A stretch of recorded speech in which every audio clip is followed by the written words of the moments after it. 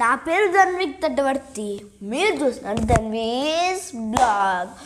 మరోసారి కొత్త వీడియోతో మళ్ళీ మీ ముందుకు వచ్చాడు మీ ధన్విక్. ఇంకెందుకు రాండి వీడియోలోకి వెళ్దాం.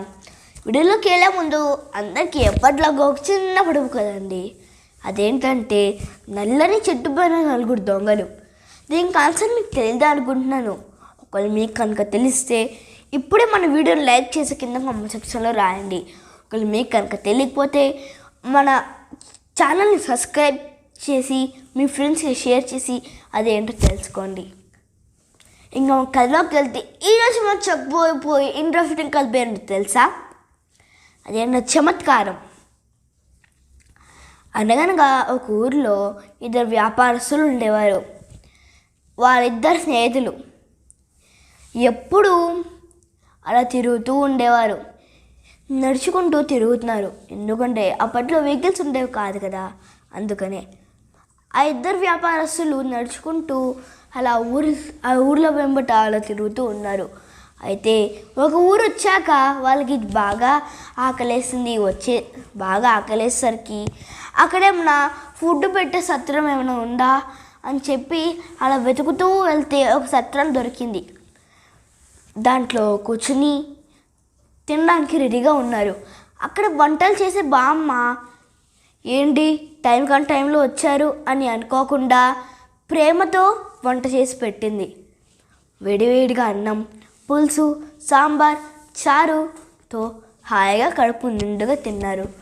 తర్వాత చాలా బాగున్నాయి బామ్మ వంటకాలు, ఎలా చేసావు, ఇగో ఈ డబ్బులు ఉంచు అని చెప్పి 100 రూపాయలు ఇవ్వపోయి ఉంటే, అయ్యో ఆగండి, నాకేం అవసరం లేదు, నేను అందరికీ దానం చేయాలనుకుంటాను, నాకు వంటలు చేయడం అంటే ఇష్టం, అందరికీ పెట్టాలనుకుంటున్నాను, ఏం అవసరం లేదు, మీరు పెట్టుకోండి అని చెప్పి ఇలా మాట్లాడుతూ ఉంది.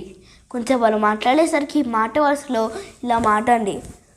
ఇలా చెప్పింది కూడా, నాకు నడుము నొప్పి ఉందని, ఇంకా అది తగ్గట్లేదని, ఎన్ని ఆయుర్వేదిక్ మెడిసిన్లు వాడినా అది తగ్గట్లేదని ఒకవేళ మీకు కనుక ఏమో చిట్కా తెలిస్తే చెప్పమని ఆ బామ్మ అడిగింది. అప్పుడు ఆ ఇద్దరు స్నేహితుల్లో రమేష్ అని ఒక అతను ఉండేవాడు. అతను ఎప్పుడు చాలా చమత్కారంతో ఉండేవాడు, ఎప్పుడు జోక్స్ వేస్తూ ఉండేవాడు. అప్పుడు అతను ఏదో సరదాగా చింత చెట్టు కొమ్మకి తాడు కట్టుకుని ఊగు బామ్మ తగ్గిపోతుంది అని చెప్పి అతను అన్నాడు. తర్వాత వేరే ఫ్రెండ్ చీవాట్లు పెట్టాడు. ఏమ్రా బామ్మలకి అవద్దని చెప్పినావు, అవద్దని చెప్పకరా, బామ్మే కారా మనకి అన్నం పెట్టింది కారా అని చెప్పి చమత్కారంతో అన్నాలే, ఓయ్ బామ్మ ఏమైనా పాటి చేస్తుందా ఏంటి అని అతను అన్నారు. ఏదో సరదాగా అన్నాలే ఓయ్ అని మళ్ళీ ఇంకో జోక్ వేశాడు. అదేంటంటే ఒకవేళ బామ్మ ఒకవేళ నీకన్నా తగ్గకపోతే నా పేరు అని చెప్పి తన పేరు, చిరునామా, అడ్రస్సు కూడా ఇచ్చాడు. ఎందుకంటే ఒకవేళ తెలియకపోతే తన ఊరికి రావడానికి. అప్పుడు ఆ ఇద్దరు స్నేహితులు అక్కడి నుంచి వెళ్ళిపోయారు. తర్వాత వాళ్ళిద్దరికీ సంగతి నాకు గుర్తులేదు. ఆ బామ్మ ఈ రమేష్ చెప్పిన చిట్కా ట్రై చేసింది. చింత చెట్టుకు తాడు కట్టుకుని తన నడుము కూడా తాడు కట్టుకుని ఊగింది.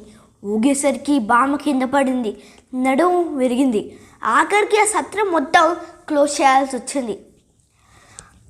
ఇది చూసిన ఆ ఊర్లో వాళ్ళు, ఏంటి బామ్మ ఇలా చేర్చుకున్నావే, అసలు నీకు ఇలాంటి ఐడియా ఎక్కడి నుంచి వచ్చింది అని చెప్పి అనేసరికి, ఇగో నేను నాకు వీడే చెప్పాడు నాకు అని అన్నారు. అప్పుడు ఈ ఊర్లో ప్రజలు వెళ్ళి ఆ రమేష్ కోసం ఆ ఊరికి వెళ్ళి వెతుకుతున్నారు. అప్పుడు వాళ్ళ ఫ్రెండ్ రమేష్ దగ్గరికి వెళ్ళి చెప్పారు, నీకోసం ఎవరో వచ్చారు అని చెప్పేసరికి రమేష్ వాళ్ళ దగ్గరికి వెళ్ళాడు. ఏమయ్యా ఇలా వచ్చారేమి అని చెప్పి అనేసరికి, నువ్వు ఒక బామ్మకి చిట్కా చెప్పావు కదా, చింత చెట్టు కొమ్మకు తాడు కట్టుకుని ఊగమని చెప్పి, ఆ బామ్మ అలా ఊగితే కింద పడి నడుము నొప్పి మొత్తం పోయింది. దాంతోపాటు వాళ్ళ పెద్దలు దాచిన బంగారం కూడా బయటపడింది చెప్పి అన్నారు. అయితే అవునా అలా జరిగిందా చెప్పి రమేష్ అనుకున్నాడు. నువ్వు మా ఊరికి ఖచ్చితంగా రావాల్సిందే, మేము మీకు సన్మానం చేస్తాం అని చెప్పి ఊరు పెద్దలు అన్నారు. అప్పుడు ఆ రమేష్ని ఊరు తీసుకెళ్లారు.